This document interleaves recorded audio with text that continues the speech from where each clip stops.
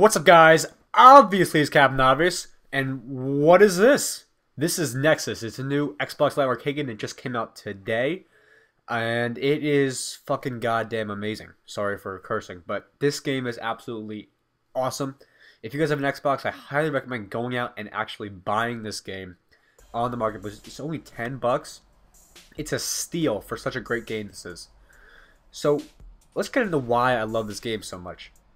It's extremely fast-paced. That's pretty much the main thing about why I love it.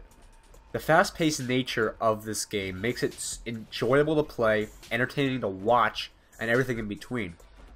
It's kind of like Quake meets Unreal Tournament meets, I don't know, do you think of a game that you think it meets today? It's nothing like Halo, nothing like Call of Duty, nothing like Battlefield. It's just a great time to go on and play with, well, I'm going to say friends now, but as of right now, you cannot play with friends. You cannot play online. It's extremely hard to find a game.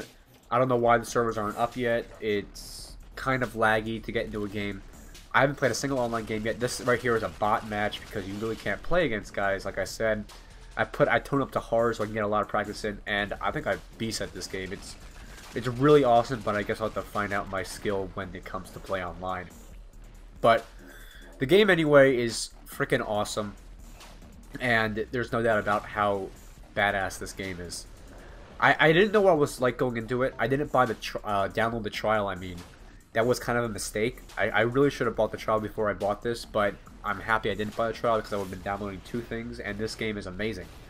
There is no reason why you should not enjoy this game unless you don't like playing shooters and you don't like fast-pacedness. It's one of those games where you can just go on and have a fun time for an hour at a time. You don't need friends to play with it. You don't need a party. You don't need a decent team. It's just a go have fun game like Quake or Unreal Tournament. Now, the game itself is split into 9 maps. There's 9 maps in this game. There are 3 capture the flag maps and 6 team deathmatch maps. And it's actually a good break between some of these other objective game modes because this game is pretty much all about killing. I like CTF a lot. You get a lot of points in it. But it tends to be, for CTF, the maps are huge on Capture the Flag compared to the Team Deathmatch matches. And they run a little bit slower. Sometimes it takes a little bit of time to find somebody because it's only 4v4 in this game. So those bigger maps on CTF really don't play as well as the smaller ones on Team Deathmatch. Now this is a CTF gameplay right here. This is the smallest map, I think, in the game. And luckily it's CTF, so you can play some objective on the smallest map in the game. But for the other 2 CTF maps, one's a giant temple, and the other one's like an enormous ballroom, and it's absolutely spectacular how well looking these maps are. These graphics, surprisingly, are amazing. It runs on Crytek 3, which is the same exact engine that Crysis 2 runs on, so just imagine how great the graphics are in this game. It's beautiful. The music is awesome. It's like a mix of like techno and dubstep. I love it. It makes you just feel like you're in the game, and it just makes you have a whole awesome time because of the pimpin' music, because of the awesome graphics, the shiny stuff, the flash everywhere. It may give you a seizure if you're prone to seizures, but this game is colorful, it's bright, it's awesome. Now, there are 10 weapons in the game. Each weapon has a secondary firing mode, and there are super versions of each weapon. So technically there are 30 weapons in the game because each different firing mode is a different gun, and each super version of each gun is a different weapon. So basically there's 30 weapons in the game, but there are 10 by default. I've already started to notice some overpowered weapons. This gun I'm using right now is the Clan Cutter. It is my absolute favorite gun so far in this game. I've only played it for like 2 hours.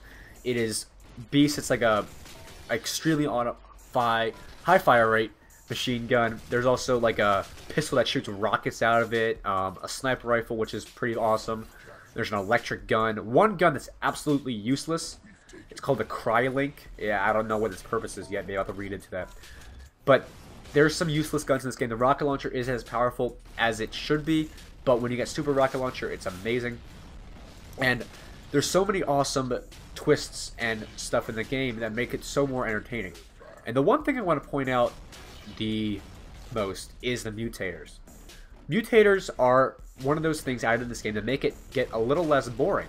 The reason they are in here is to, 1, mix up the gameplay, 2, make it more fun, And 3 just make you guys have a good time and make the game seem not like usual every single game.